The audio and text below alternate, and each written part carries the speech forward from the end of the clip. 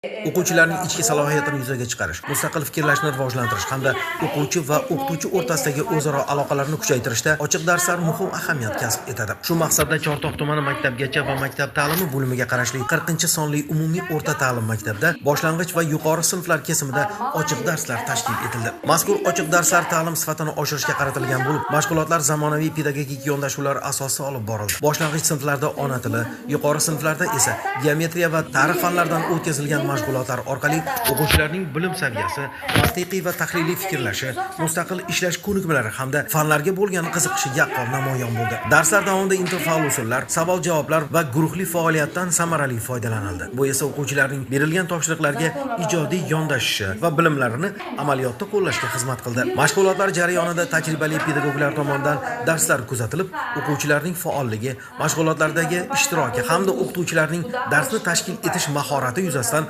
atroflicha fikr va mulohazalar bildirildi. Ta'kidlash joizki, bu kabi ochiq darslar pedagoglar uchun o'zaro tajriba almashish, ilg'or usullarni amaliyotga tatbiq etish hamda ta'lim jarayonining samaradorligini oshirishda muhim ahamiyat kasb etadi.